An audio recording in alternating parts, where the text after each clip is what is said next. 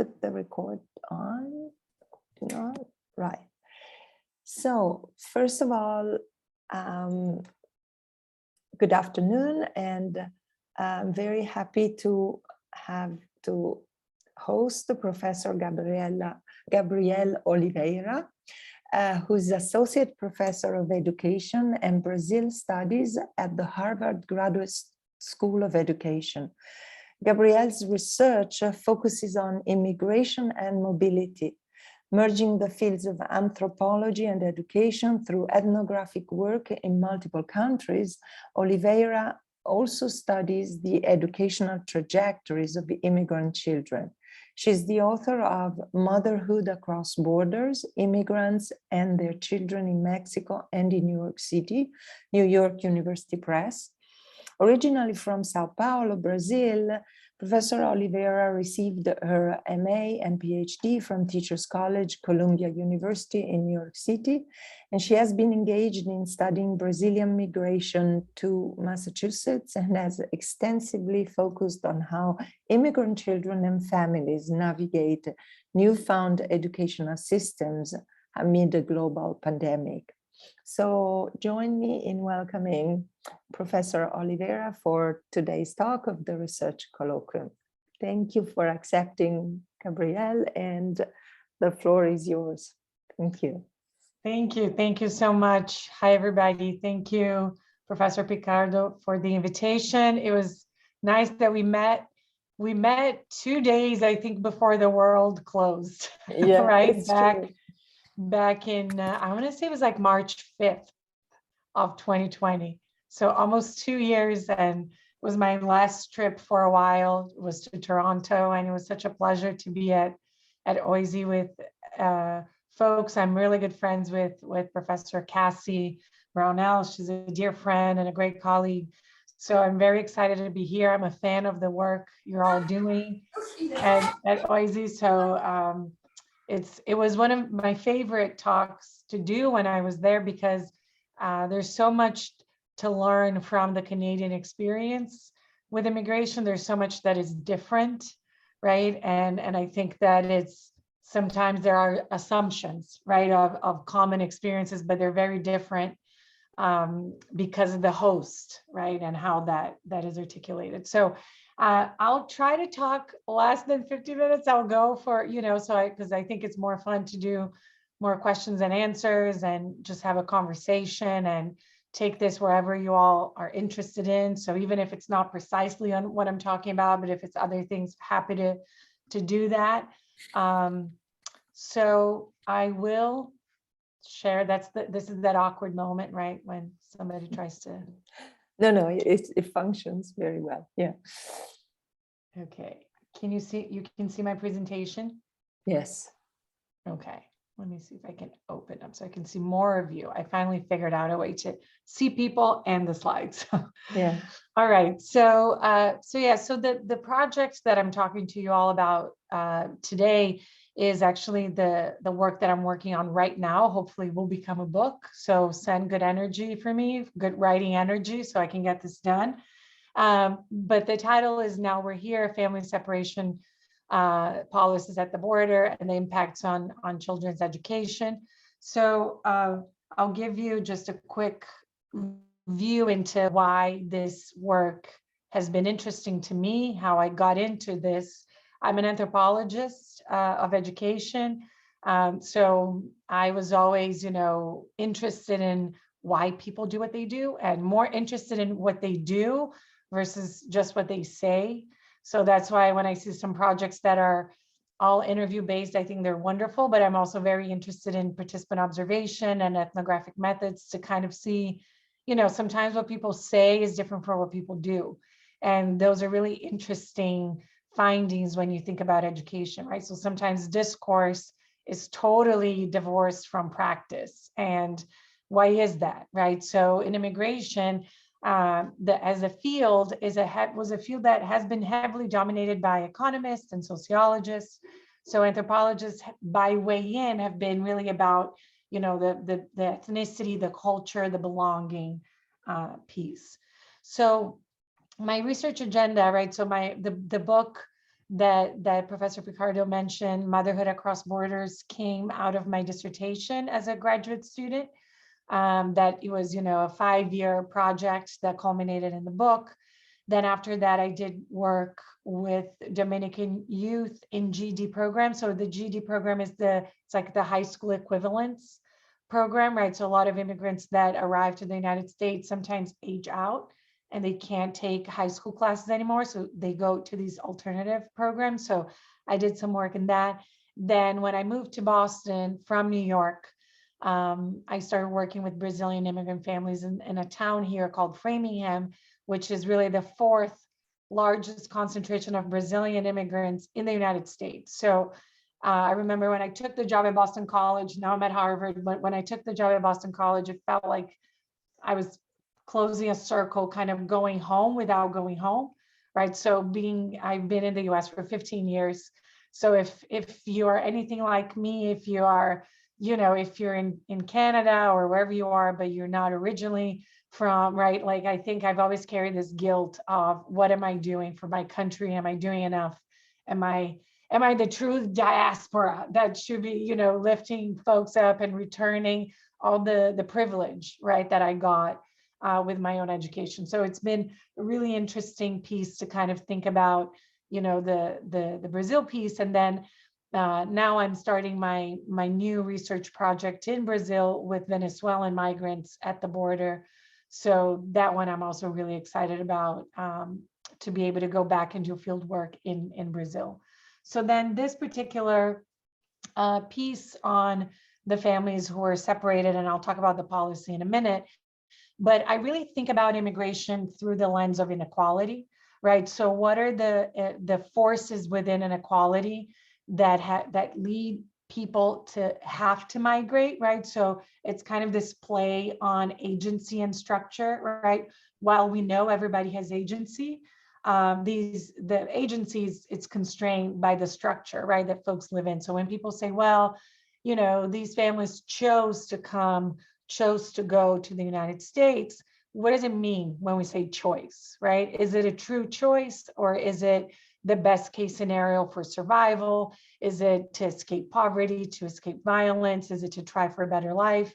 And I'm a huge believer and proponent that to migrate is to have a human right, right? So migration in itself is a human right, for you to be able to go somewhere to provide a better life for yourself and for your children, to have a life of dignity should be a right that is guaranteed, right, for every human being. So the preconditions, right, that I just mentioned, but I think about kind of these are the main pieces that I think about when I think about immigration, right? So the different roles that we can think about for women and children, for example, or immigration status, right? What does it mean to be undocumented or an asylum seeker or a refugee? What does it mean to care, right? I also argue that to migrate is also an act of care. So how do we understand that within these larger, forces, that neoliberal forces, economic forces that we live in, and really thinking about the context of reception, right? While for us to understand what happens to people when they arrive to a particular country, it's really important to understand what happened before, right? To understand just literally one side of the border doesn't give us an entire picture of the reasoning, the rationale, the perils, the complications of, that type of decision, and potentially the trauma of the journey. So thinking through, right, critical ethnography is this idea that, for those who are not familiar with ethnography, it just means that it's a long-term qualitative method that you're with the same group for a long period of time, right? So it's a very vertical type of qualitative design, as opposed to kind of a horizontal, which would be more like a survey style or multiple interviews. This is a more vertical way of thinking about it. And it's critical in the sense that I acknowledge that it is deeply informed by the ideas of inequality, right? It's not just a purely observational project where you're watching people do what they do without a particular framework. It is informed by ideas of inequality. So when we think about ideas of here and there, right? So in this case, in these pictures, right, you have folks in New York and in Mexico, And you can think about the material aspects of the haves and the have-nots. You can think about the educational aspects. You can think about who has healthcare, who has, a good house, who has opportunities. And sometimes these assumptions are inverted, right? So folks will say in Mexico will imagine their families in the United States as living these glamorous, incredible, luxurious, life, when in fact, most of these folks are living in small apartments, going to overcrowded, underfunded schools, having multiple issues with their immigration status. So it's kind of, there's the material implications of being here and there are also complicated by this critical ethnographic view. So just super quickly, so I won't bore you too much with conceptual framework, but just to situate it, for you to have an idea where I situate myself, right? So as I said, I'm an anthropologist, so I really draw on anthropology of gender and migration, right? But also in immigration and education and childhood, right? Because a lot of my work centers on how children narrate and understand their role within mobility and movement, because it's very hard sometimes to get the view from the kids, right? If you read any article, New York Times, BBC News, whatever, rarely you'll get a direct quote from a child, right? And for all of you that do research and you have your own ethics committee at your university, you know how hard it is to get different permissions to speak to children, specifically in this case, children that could be incompetent, right? So they're under state jurisdiction. So the state has to authorize you speaking to them. So there are all these complications that really take out the incentive for researchers to try to speak to kids. And when they do, sometimes, and I'm not going to name names, but when they do, sometimes they don't take what children are saying as face value, right? They have to be triangulated, they have to be corroborated, they have to be confirmed, so they're not truth. And I think that's a real problem in the design, because we should take what children say, regardless if it's true or not. It's the reason why they're narrating the story in the way that they are. So this is the book that I mentioned, right? So which was my first articulation of family separation. In this case, families were, the structure was a mother left Mexico, migrated to New York City, left children in Mexico, but also had children in the US. And I documented over the years this motherhood across borders, right? What happens when a mother in the United States can't go back to Mexico because they're undocumented, but they continue to parent and be responsible for the growth of their children, right? So I talk a lot about education as a currency of love, in the sense that that's how mothers articulated their love, right? So yes, I'm here. Yes, I haven't seen my kids in 10 years, but I'm still able to support their education at home. And that's a way of taking care of them, right? So it's not your usual Western definition of motherhood, which implies the physicality, the proximity, but it's a different construction of motherhood within migration. So this, just a little bit of background. So this particular piece that I'll talk to you, about, what I'm writing on about is kind of thinking more specifically on what happened under the Trump administration in the United States in 2018, which was a policy called zero tolerance family separation policy, which I'm sure, everybody got a glimpse into the either the awful pictures or videos, or, the overdone sounds of children crying, and the way that the media kind of covered that in important ways, but in ways that took away a lot of the importance of children's narrative and kind of put it all in kind of a fictionalized, right, movie almost. And I always say that, and I'll use the New York Times as an example, but the New York Times it's much easier for them to put it on the cover if there are Black and brown children that are suffering through anything, right? And kind of put them on the front of the newspaper, bodies, lifeless bodies, right? Folks that have drowned in the river, and they stamp it in the front page. And you rarely will see that with children that are not Black or brown, right? So the use of the displays of the bodies of young children. Yes, there's an importance, right, for communication and to bring awareness, but it takes away a lot of the humanity of folks that are involved in this web of migration. So zero tolerance policy was really what triggered my most recent ethnographic work that started in 2018, right? So it was really this idea that, thousands of families were separated at the border. Children as young as 5 months old were taken from parents. Some kids remained separated from their parents for 6 months in different detention centers in the United States. Some, because they were babies, they went to meet their parents and they were already toddlers. Most had a very hard time reunifying, recognizing parents, and you can only imagine the type of trauma that that entails at an early age, right? The tender age, as we call it, especially the under fives. So not only that policy was enacted under the Trump administration, but also the migrant protection protocols, which was known as the Remain in Mexico policy. So the US made an agreement with Mexico that if migrants got to the border, they were to stay in Mexico to wait for their asylum court date, which then left places like Ciudad Juarez, overpopulated, high levels of poverty and violence, all at the border. You have another one, Title 42, which was invoked in the name of public health, basically because of the pandemic, saying, let's not let migrants in because they may be bringing COVID-19. So we keep them out, right? So that's a really easy way for the government to quickly deport. Metering, which is a measure that it's basically what the Border Patrol police will do, that they won't let people even come to a space where they can ask for asylum. They'll stop them before and deport them immediately. So then these folks are not even registered as requesting asylum because they were interrupted before then.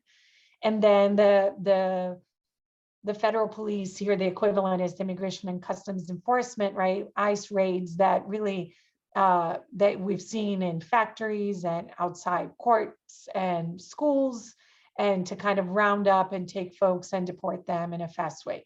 So the easy thing here is to blame everything on Trump, right, on the administration. But the truth is that I'm giving you a snapshot, but historically, the United States, every government, regardless if it's a Democrat or Republican government, it is in the policy of the country to think about deterrence as ways to formulate migration policies. That means that they want to discourage, they want to frighten, they want to push out people so they don't even try to come in. And aiming at families is a way to destabilize, undermine families, as a way to scare people to try to come. So the zero tolerance policy, what it did was, when families arrived at the border, adults were prosecuted as criminals because they were trying to enter the country, right? Even though they say, I'm here requesting asylum, they're still detained as criminals, right? And because they're seen as criminals, the children are then put into foster care because the parents are criminals. So they cannot be under the care of these parents. So this is how the policy was designed, in order to say, we can't prosecute children, so we're going to take them away in that way. And there are cases of children who were separated from their parents, and since then have been adopted by US parents, because a lot of the parents who were detained were forced to sign waivers, and they were deported, and they lost track of where their children are in the United States. And I always say that, I don't know what's the most popular way to order things online, but I would say that in the US is Amazon, right? So I'll have an Amazon package at least once a week coming to my house for different things, from soap to paper, and I never lost a package. It's always tracked and it's always established, and you can figure everything out. But the way that they treated children and families couldn't have been farther away from how, neoliberal structures of exchange and commercial structures work. So it's not because they didn't have the how, is because they didn't want to, right, as a strategy. So in this case, this was one of my first participants in the work. who talked about, the moment that her son was taken from her. And that's why the name of the project is Now We're Here, because while she talked about, how she was put in a room and Diego was put in another room, she could see him through their window, right? And there are other mothers in the same position. And then you can see what she says, right? And how she cried and because she could see him being moved to another room and she didn't know where he was going. And then she says in the end, but now we're here because they've been reunified. And she repeats that over and over, right? Now we're here and we're here together. And I wonder about our future, our everyday, all of this for a better life, right? So this is kind of the heart of the piece in terms of thinking that these big policies really affect how parents are thinking about their future, right? So the framework for this is really trying to think about the politics of care and migration, but really care and love, which materializes through education. So a lot of these parents interviewed talked about education as a promise, right? And education would mediate this idea of a better life, right? Moving forward, but then it becomes this, what I call multiple disruptions, right? So you have a reason for leaving the country, you have a very traumatic detention and separation, and then COVID hits. So it's a it's staggered in terms of all the different things that are these disruptions, right? And these are some of the participants talking about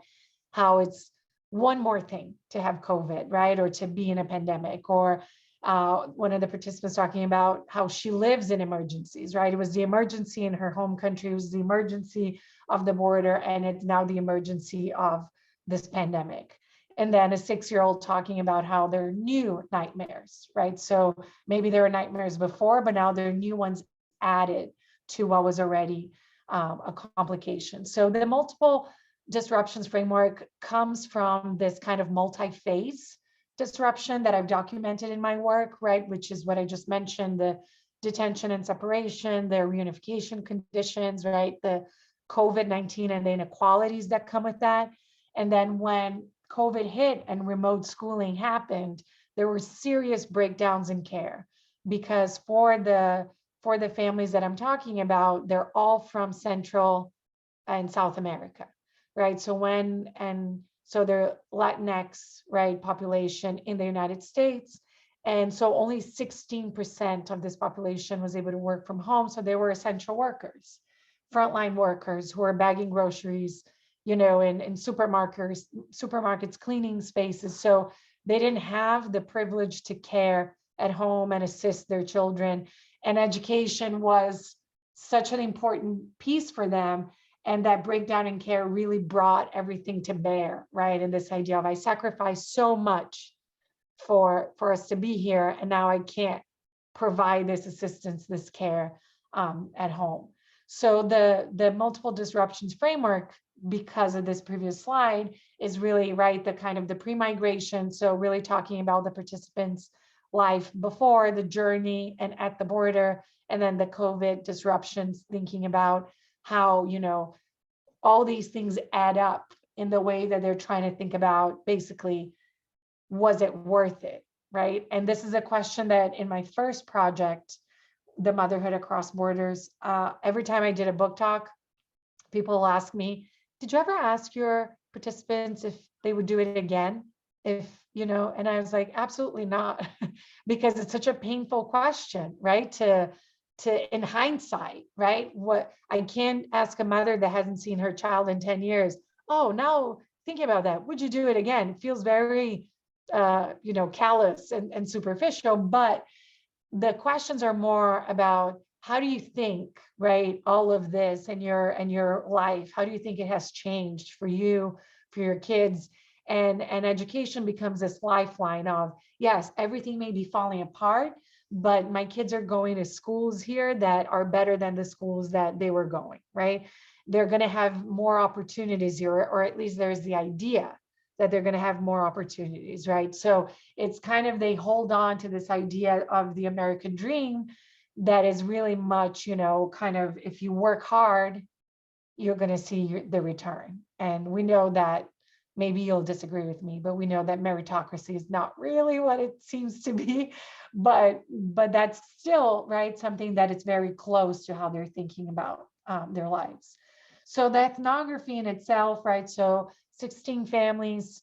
The N here is the total, meaning that it's parents and children, right? So 56 folks over the years. And then the countries are Guatemala, Brazil, El Salvador, and Honduras.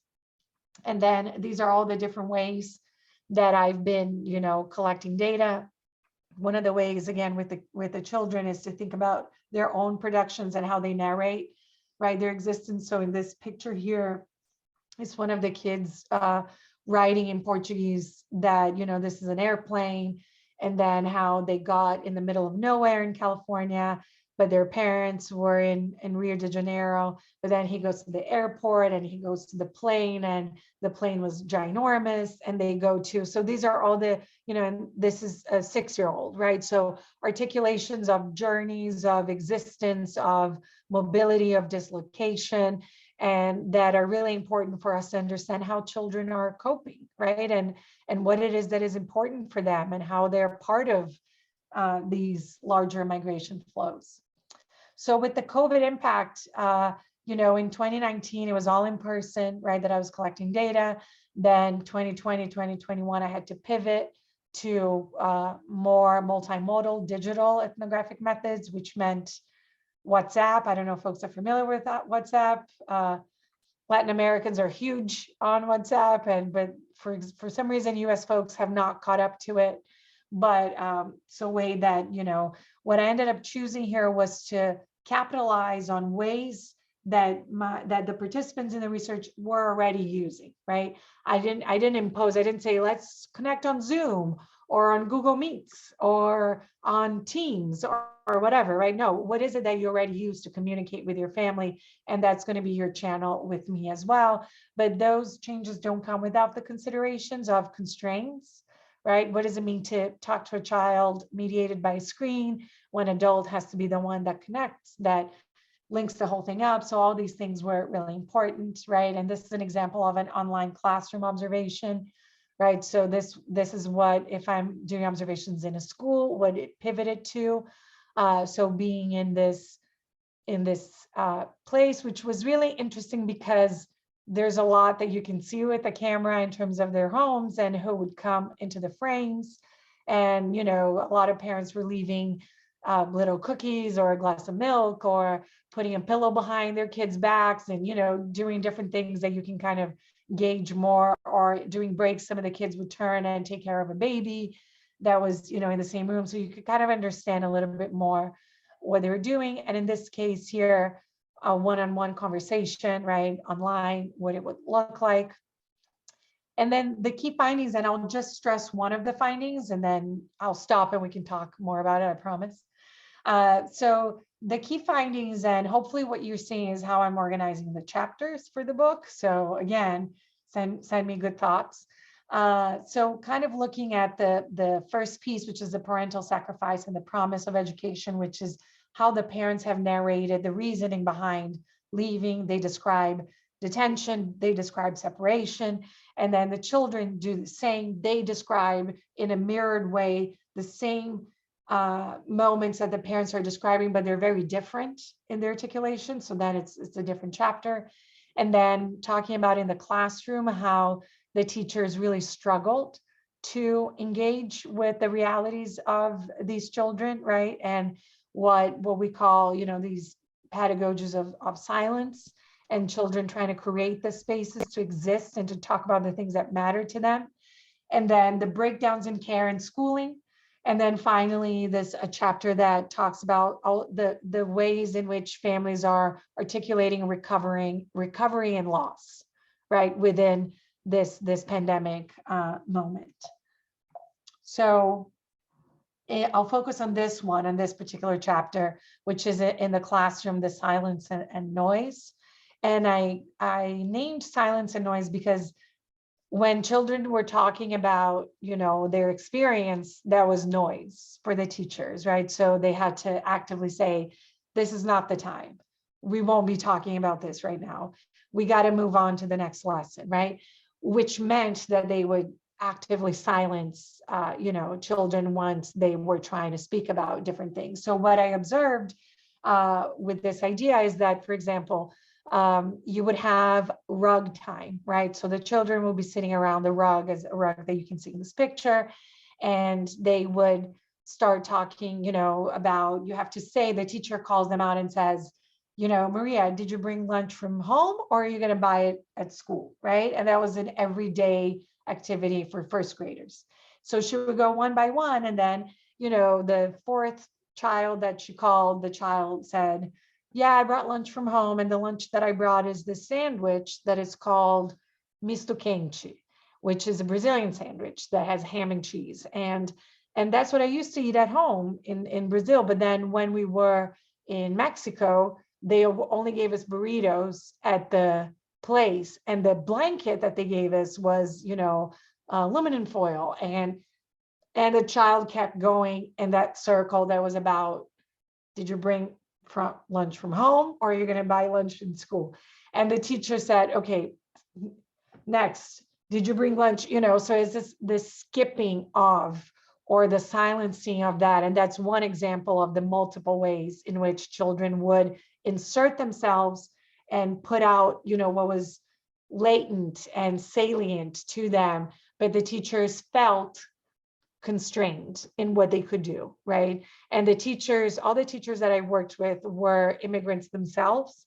And you would think that there would be necessarily an identity shared, right? That would mean something. And while they had tremendous empathy, they also felt unequipped to continue those conversations in the classroom. They didn't think that they got training for that. They didn't think that it was part of how the curriculum was thought out. They thought they could potentially open, they said, Pandora's box in the classroom, and then children may take that home, and at home that not be talked about. So they felt responsible for speaking about complicated things in a classroom that didn't have a continuation.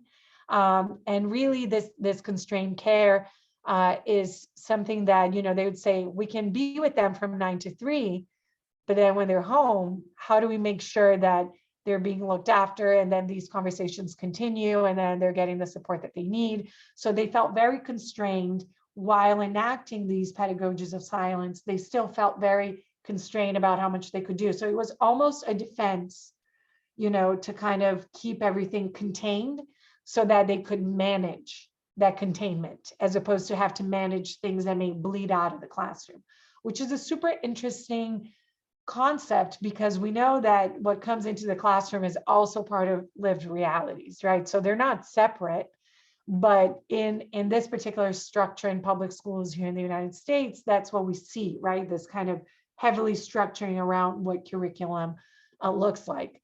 And finally, this idea of migranthood, which is by Lauren Heidbrink. She has a book, she's an anthropologist, she has a book that she articulates this idea of migranthood, which is, instead of looking at children as, all of the trauma and all of the terrible things that happen to them, that becomes part of their childhood. And what is it from an asset perspective that we can learn from experiences, right? How do we capitalize on, for example, a writing project in first grade, that instead of about being something like, I walked to school and there were pebbles on the street, whatever, it could actually be about what the detention center looked like, right? And how cold they were, and the boat and the river, and, or what their house in Honduras looked like, or, tapping into the funds of knowledge that children bring. So teachers didn't think that they didn't have the flexibility, they didn't have the independence. They were heavily monitored. They still are, right, by principals, directors, and we have all kinds of standards of what needs to be taught. So if anything moves away from that, it could potentially become an issue.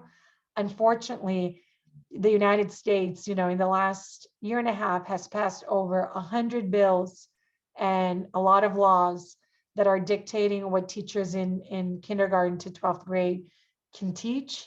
And that includes, and the folks that are pushing this are in the right? So they're really pushing for no critical discussion of race relations or, policies that could impact that. In the language of the policy is, you cannot make any student feel anguish, feel bad, feel anything bad in the classroom from when you're teaching. But if you think about, if you teach about slavery and you have, Black children in your classroom, that was never thought about how to protect their existence in that classroom. But now it's because of severe white fragility, right? In terms of potentially having white kids feel guilty about things that the country that they live in is doing. So there's this really complicated conversation about patriotism and nationalism, and that really comes across migration, right?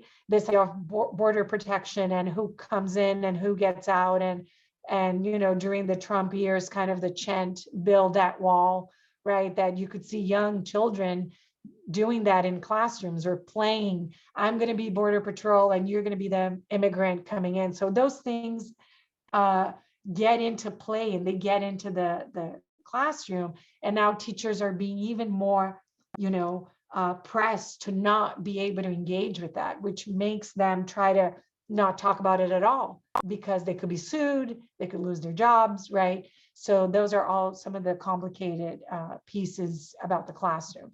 And I'll just finish with this particular story of one of the family participants in the work in this ethnography, which is this example of Hedi, who was 6 and from Guatemala, migrated with her father. She was separated from him for 72 days back in 2018. She got sent to New York City, and her father stayed in Texas. So that's a really common implementation of these draconian policies, that they even do that. So it's not even that the kids and the families are within the same place, they're across, country. They were reunified in the end of 2018, and then Hedi started school in 2019. Her mother didn't come. It was just the father and her, because her mother had health issues, so they didn't think she would be able to survive the crossing. But this, what happened here is Hedi goes to school. Hedi gets put into, she's an English language learner, right? So that's the label. So she gets help. She's also put into speech therapy, and she has all kinds of interventions. A huge part of Heidi's, issues in school was so much of unprocessed trauma that had happened, right? So in many ways, what she needed was a lot of counseling and therapy, but that gets coded into the deficits in learning, the deficit in paying attention, completing homework, right? So without really taking into account all the other things that has happened to her, right? So in this example, her teacher repeatedly reached out to Jorge, and these were some of the messages that the teacher would say, right? Lack of attention, lack of motivation, low energy, lack of knowledge of literacy. So it's lack, low, lack, right? So you can fill in the blank here in terms of that. And, in many ways, what Hedi was missing her mom. She wanted to call her mom while, she was home. And then, so this was while she was in person.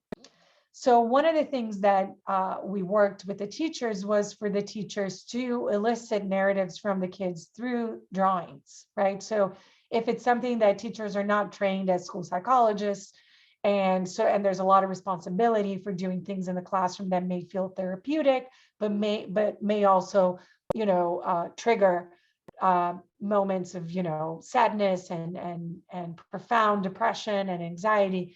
So in this case, Hedi drew herself, this was her drawing, and then she ended up explaining to her teacher that it was her and it was her mom, right? And then her teacher was like, well, your mom is, I've only talked to your dad, so where's your mom? So then other conversations started to materialize, which then Jocelyn, the teacher, understood. She spoke Spanish, was able to talk to the dad and really work on a plan that would benefit, Hedi in school. But what happens next is then, so Hedi was having a little bit of a breathing moment in 2019, but then you get 2020.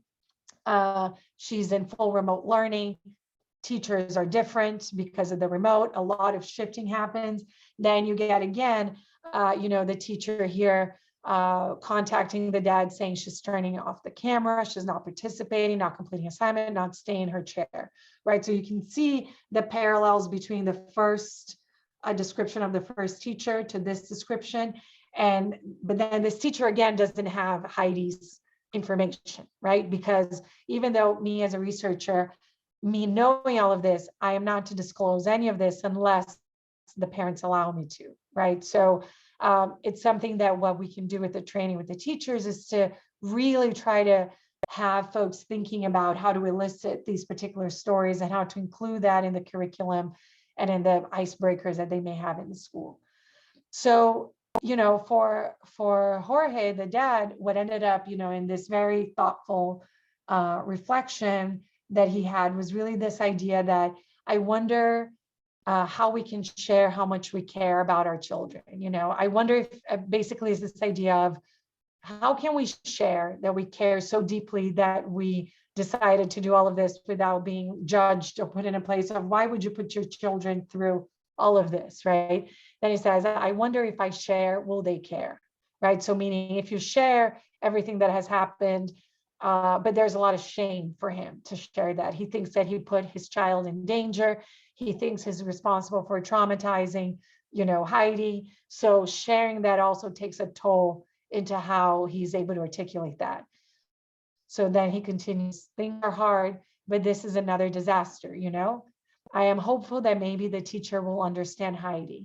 Then she can take care of her too, right? So this kind of, if the teacher is able to understand, then maybe that's something that, you know, they can understand too, right? So I'll stop here and then we can talk. I'll stop sharing and we can talk more about this. Let me see if you can all see me. Okay.